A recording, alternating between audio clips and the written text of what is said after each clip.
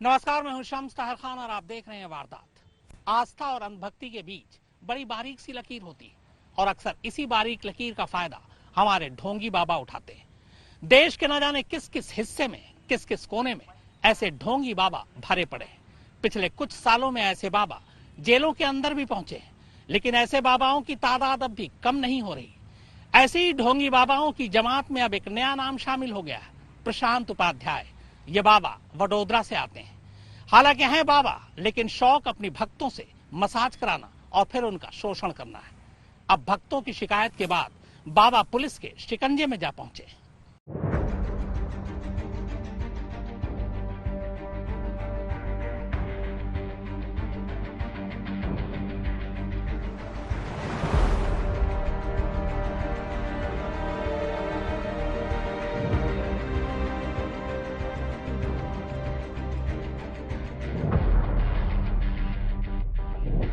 सोने का सिंहासन,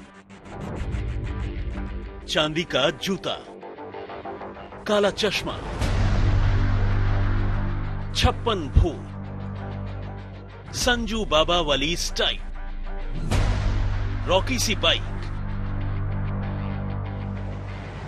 कुल मिलाकर अंदाज ऐसा कि जो देख ले बस देखता रह जाए, झांसे में आ जाए।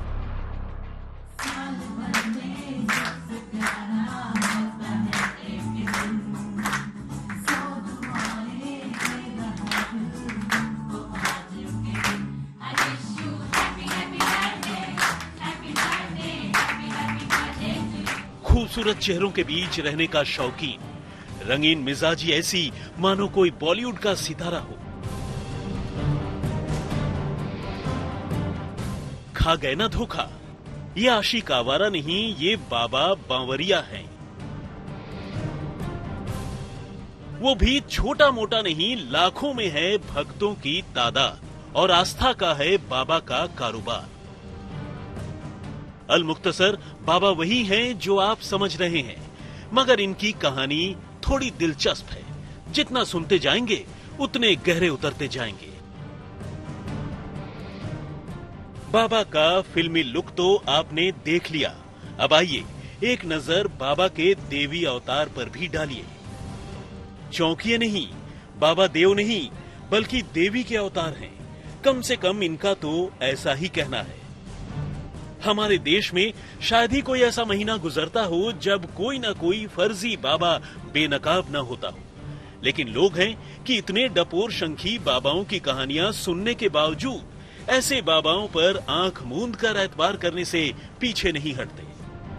और अब ये नया मामला गुजरात के वडोदरा से सामने आया है, जहां ठीक राम रहीम और आसाराम की तर्ज पर अपना पाप लोक चलाने वाले एक ऐसे बाबा की पोल खुली है जो लड़कियों से मसाज के बहाने उन्हें अपने हरम तक लेकर आता था और फिर उनसे ज्यादती करता था।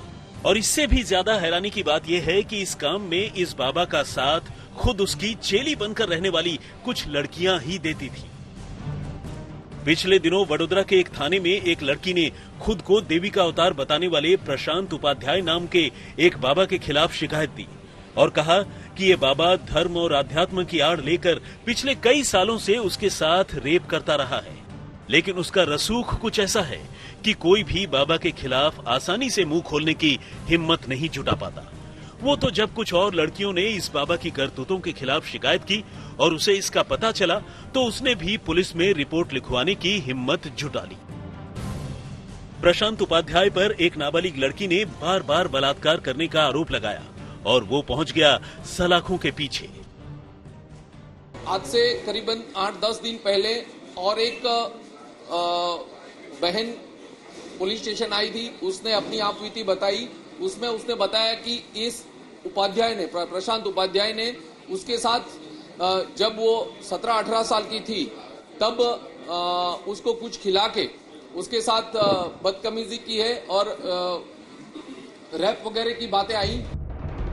पीड़ित लड़की का कहना है कि खुद वो और उसका परिवार प्रशांत से काफी प्रभावित था। इसी का फायदा उठाकर प्रशांत ने साल 2013 से 2017 तक उसके साथ कई बार रेप किया, लेकिन बाबा का रसूख ऐसा था कि वो जुबान खोलने की हिम्मत नहीं जुटा सकी। पीड़ित की शिकायत पर एक्शन लेते हुए पुलिस ने बाबा को गिरफ्तार कर लिया। उसकी साथी दिशा जॉन उर्फ दिशा सचदेव को भी सलाखों के पीछे पहुंचा दिया। पीड़ित लड़की ने अपनी शिकायत में बाबा की साथी दीक्षा और उन्नति जोशी का भी नाम लिया है, लेकिन ये दोनों फिलहाल फरार हैं। आरोप है कि ये कुकर्मों में बाबा का साथ देती थी। पता ये चला है कि जब कभी भी ये प्रशांत उपाध्याय कुछ काम करता था तो उसमें वो दिशा जॉन है वो उसके मदद में रहती थी।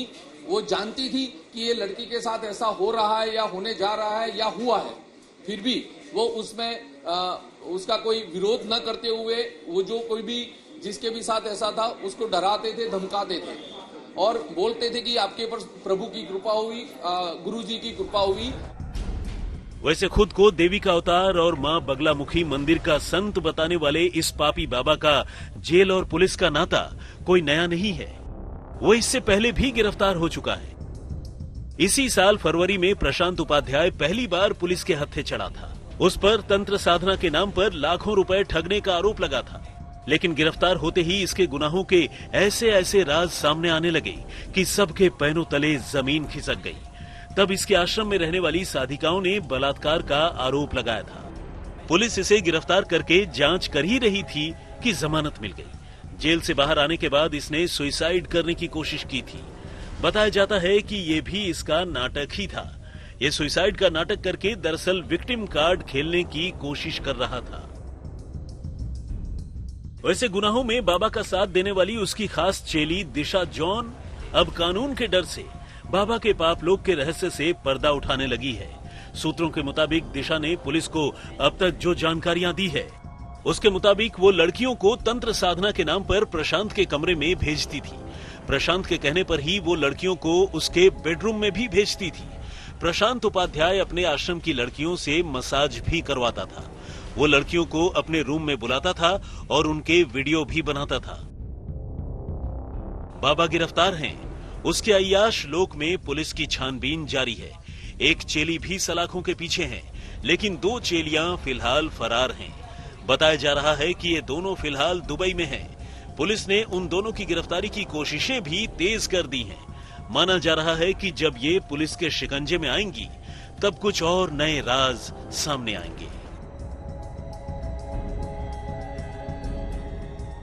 खुद को देवी का अवतार बताकर अपनी साधिकाओं के साथ मिलकर इस पाखंडी बाबा ने लड़की के साथ बलात्कार किया, यहाँ तक कि उसके वीडियो भी बनाए। और जब लड़की ने इस पूरे मामले की जानकारी अपने माँ बाप को देना चाहा तो पाखंडी बाबा ने उसके पिता को ही उस लड़की का अश्लील वीडियो थमा दिया और बदनामी के नाम से उनका शोषण करता रहा। हालांकि पाखंडी बाबा को धोखाधड़ी के आरोप में जब पुलिस ने गिरफ्तार किया तो महिलाएं उसके खिलाफ बाहर आई और पुलिस में एफआईआर दर्ज करवाया। फिलहाल पाखंडी बाबा को पुलिस कस्टडी में लिया गया है।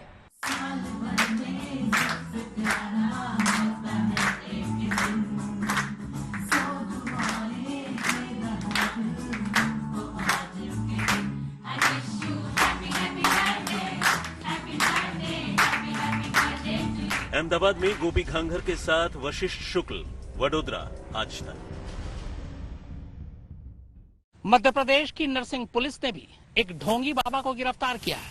पता चला है कि इस बाबा के शौक अजीब थे। वो अपनी भक्तों के साथ पहले यौन शोषण करते और फिर बाकायदा उसकी तस्वीरें उतारते, इसके बाद फिर उसे ब्लैकमेल करते। 5 ऐसी लड़कियां सामने आई, तब पुलिस ने मामला दर्ज किया, फिर बाबा को गिरफ्तार किया। गिरफ्तारी के बाद पता चला कि बाबा ने जिस जगह पे अपना ठिकाना बना रखा था वो जमीन ही अवैध रूप से उन्होंने कब्जा रखा था। अब बाबा के इस आश्रम को पुलिस ने जमींदोज कर दिया है।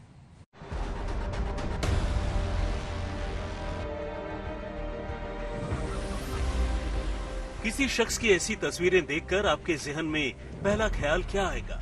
चलिए, ख्याल जो भी आए, कम से कम इतना तो नहीं आ सकता कि यह शख्स कोई संत, महात्मा, आध्यात्मिक गुरु या फिर बाबा होगा।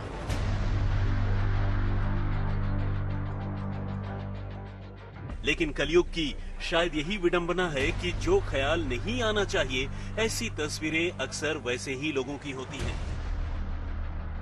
गुजरात के वडोदरा में पकड़े गए एक अय्याश और मसाज प्रेमी बाबा की तरह ये भी एक रसिया बाबा हैं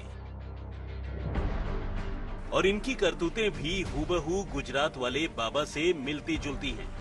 फर्क बस इतना है कि दोनों बाबाओं के काम करने के तौर तरीके में मामूली अंतर। खुद को हनुमान जी का अवतार बताने वाले धर्मदास दुबे उर्फ बाबा धर्मदेव ने मध्य प्रदेश के नरसिंहपुर जिले के नांदिया बिल्हारा गांव में अपना आश्रम बना रखा था। यह आश्रम क्या था? असल में बाबा की अय्याशियों का अड्डा था। लेकिन इस बाबा की पोल तब खुल गई जब एकाएक 4 लड़कियां एक रोज जिले के एसपी के पास पहुंची और बाबा की शिकायतों का पिटारा खोल दिया। लड़कियों ने बताया कि साकेत धाम नाम के इस आश्रम में बाबा उनसे और उन जैसी बेशुमार लड़कियों से तंत्र मंत्र के नाम पर यौन शोषण करते रहे हैं।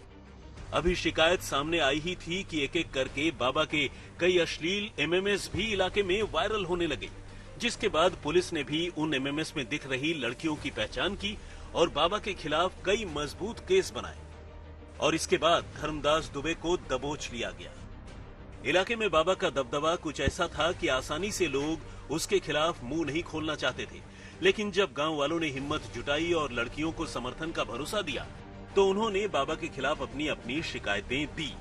पुलिस की माने तो जब उसने इस मामले की छानबीन शुरू की तो कई चौंकाने वाली बातें सामने आई।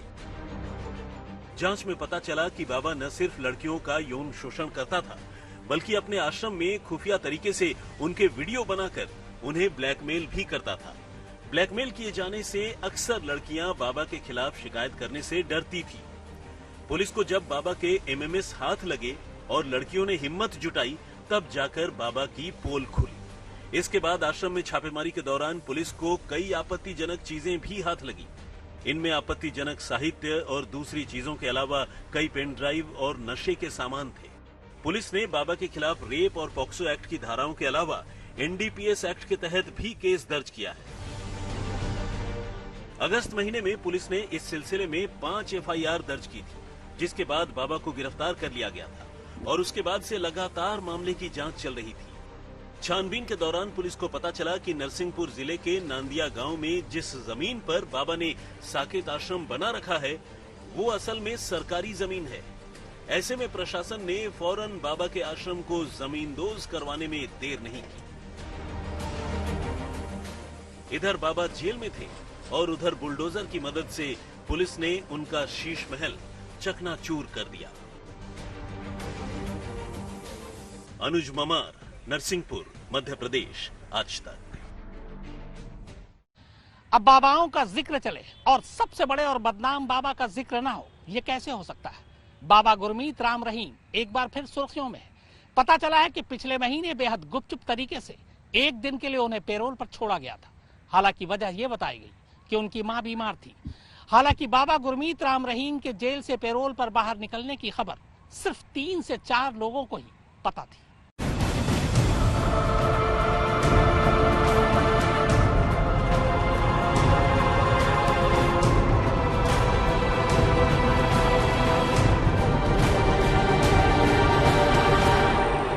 रेप और कत्ल के मामले में उम्र कैद की सजा काट रहे डेरा सच्चा सौदा के मुखिया गुरमीत राम रहीम को पिछले दिनों पहली बार कई साल बाद खुली हवा में सांस लेने का मौका मिला।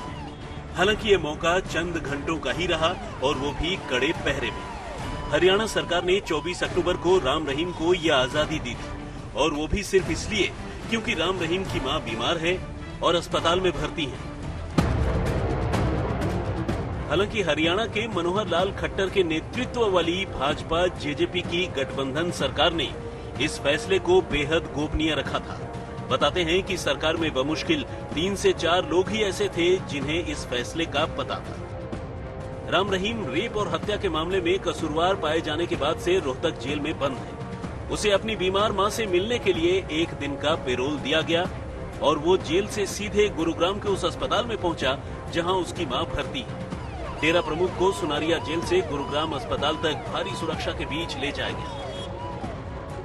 सूत्रों के मुताबिक 24 को वो पूरा दिन अपनी बीमार मां के साथ ही रहा और इस दौरान हरियाणा पुलिस की 3 टुकड़ियां लगातार उसके साथ साए की तरह बनी रही। एक टुकड़ी में 80 से 100 जवान थे। राम रहीम को जेल से पुलिस की गाड़ी में लाया गया। इसके लिए सरकार ने जिला प्रशासन को खास सुरक्षा आदेश जारी किया। अप्रैल 2002 में डेरा सच्चा सौदा की महिला अनुयायी ने गुरमीत राम रहीम पर यौन शोषण का आरोप लगाया। फिर मई में हाईकोर्ट ने सिरसा जिला न्यायाधीश को मामले की जांच के आदेश दिए।